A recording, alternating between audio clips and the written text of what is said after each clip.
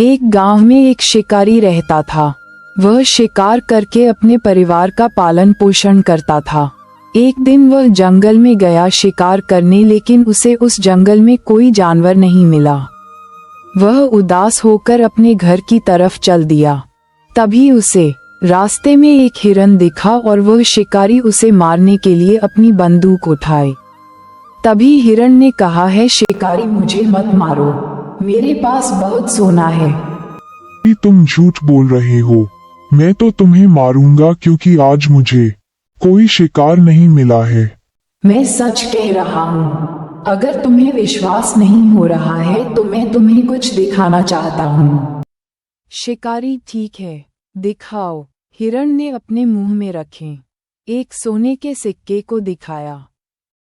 सोने के सिक्के को देखते ही शिकारी को विश्वास हो गया। शिकारी, ठीक है, मुझे ले चलो। हिरण, वादा करो कि तुम मुझे नहीं मारोगे। शिकारी, ठीक है। शिकारी हिरण के साथ चल देता है। हिरण शिकारी को एक गुफा में ले जाता है। हिरण जी गुफा में ले गया। वहां 3 भूत पहरा दे रहे थे। तीनों भूतों ने बोला कि अगर तुम्हें गुफा के अंदर जाना है तो हमें 3 भाइयों के सवालों के उत्तर देना होगा। शिकारी, ठीक है।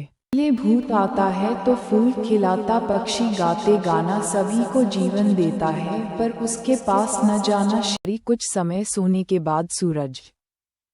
दूसरा भूत बोला, अब मेरे सवाल का जवाब दो। ऊंट की बैठक, हिरन की चाल, एक जंतु ऐसा जिसके दुम न बाल। तुरंत बोल मेढक। तीसरा भूत, एक राजा की अनोखी रानी, दुम के रास्ते पीती पानी। शिकारी दीपक। तभी हिरण बहुत आश्चर्यचकित होकर बोला, हिरण की तुम्हें ये सब कैसे पता?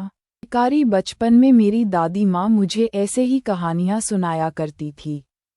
तभी गुफा का गेट खुल गया।